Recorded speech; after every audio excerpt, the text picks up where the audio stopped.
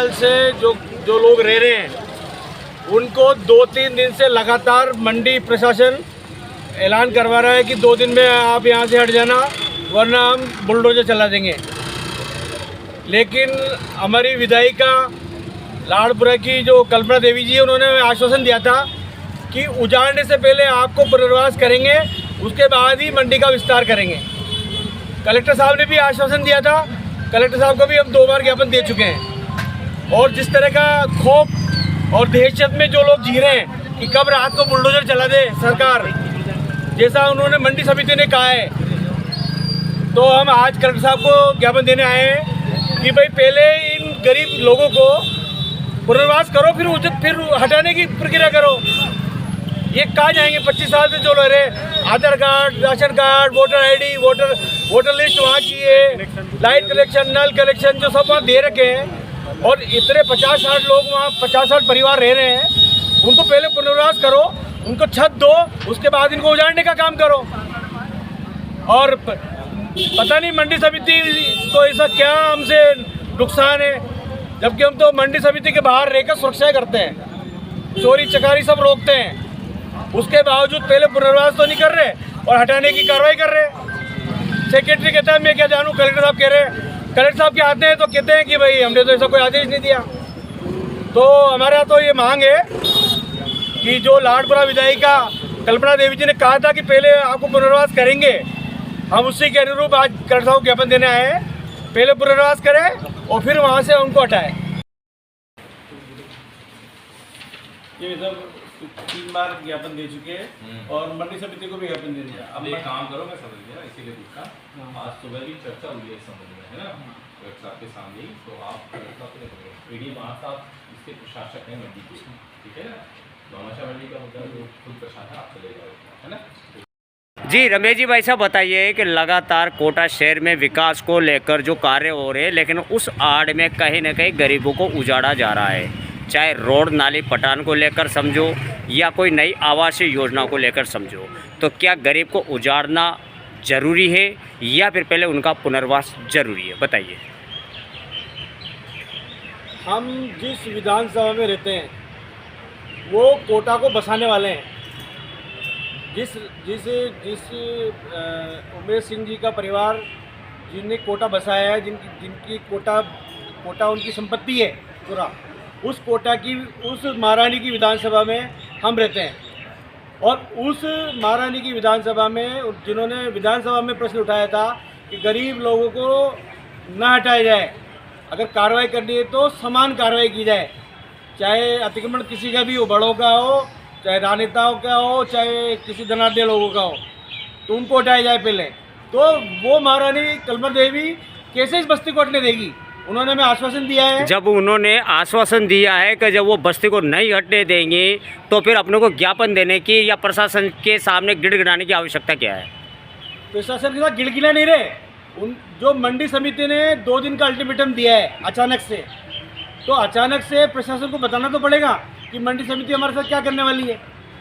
तो आज ये पूरी बस्ती कलेक्टर साहब से मिलने आई थी कि भाई हमें उजाड़ने से पहले पुनर्वास किया जाए। कलेक्टर साहब को पहले भी हम ज्ञापन दे चुके हैं और कलेक्टर साहब ने भी आश्वासन दिया था कि जब भी ये कार्रवाई होगी विस्तार की, उससे पहले आप लोगों को पुनर्वास करेंगे। कितने साल से बसी हुई हो बस्ती? करीब 30 वर्षों से वहाँ बस्ती बसी हुई है। Aadhaar card, voter ID card, ration card, नल, बिजली कलेक्शन, वर्षों से इनके बच्चे वहाँ स्कूलों में पढ़ रहे हैं, उनकी आधार में, आईडी में एड्रेस वही है उस बस्ती का। अब उसको कैसे एकदम से 2 दिन में कहाँ जाएंगे? लेकिन उच्चतम न्यायालय ने 2021 में एक आदेश पारित किया गया था कि अगर किसी शहर में विकासीकरण या कोई भी काम किया जाता है, अगर वहाँ पर कोई भी व्यक्ति या कोई भी एक से अधिक व्यक्ति जो वहाँ आवासरत है यानी वो रह रहा है, तो पहले उनकी सूची तैयार की जाए, उसको कलेक्टर को भेजी जाए और उसके बाद में कोई न कोई नया नवनिर्माण, नई आवासीय या नया विकास किया जाए। तो ऐसा क्यों नहीं? उच्चतम न्यायालय की बात को क्यों नहीं ये लोग मान रहे?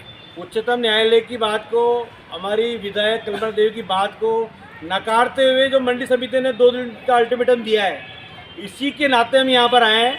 और इसके बाद अभी सीधे हम हमारी विधायिका के पास जाएंगे और उनसे भी यही आग्रह करेंगे कि आपके आदेश की जैसे अवहेलना हो रही है।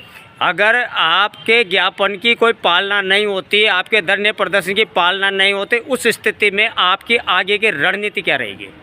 हम हमारे विधायक लाड़पुरा विधायक कलमर देवी जी के आवास पर पूरी बस्ती को ले जाकर वहीं बैठेंगे कि जो भी आपको करना है आप ही आदेश करेंगी, आप ही हमें पुनर्वास करेंगी। शुभ नाम बता दीजिए। रमेश राठौर, पूरी बस्ती के साथ हम आज आए हैं।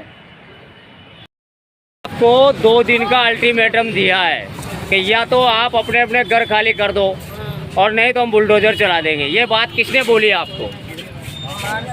मैंने बोली मंडी वाले ने। मंडी वाला कौन होते हैं बोलने वाले? सेक्रेटरी ने, सबने बोली। गार्ड आया था। काय की बताओ, क्या क्या बोला? क्या बोले भाई खाली कर दो, तो हम स्पीड हो जाते हैं, देंगे 2 दिन की मोहलत दिए तुम। ये कब बोला था? परसों सोमवार के दिन। आप कितने सालों से रह रहे हो वहाँ पे? 20-25 साल से। 20-25 साल से। 30 साल हो गए। सारे वोट देते हो? वोट देते। सारे वोट देते राशन हो? कार्ड वहाँ को, आधार कार्ड वहाँ को, सब कुछ वहाँ को। कितने परिवार रहते हो वहाँ पे? वहाँ पर मनमान रहते हैं 50-60 बस्ती है हमारी। आपकी मांग क्या है? हमारी मांग ये है कि अगर हमको हटाएं तो हमको स्थायी जगह दो रहने के लिए। और नहीं देंगे तो?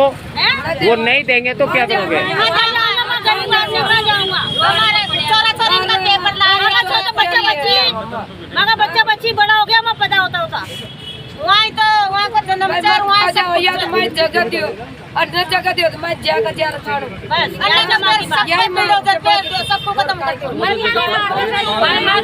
दूसरी बात, अगर बुलडोजर चलेगा ना तो वहाँ का ऊपर ही चलेगा बुलडोजर, न तो ना चलेगा बुलडोजर, वहाँ का ऊपर ही चलेगा बुलडोजर। नीचे मैं फंस जाऊंगा, बाकी बुलडोजर वहाँ का ऊपर ही चलेगा। यह बात जमागी यही मांग है, या तो मैं रहवा दो और न रहवा जाओ तो बुलडोजर के पीछे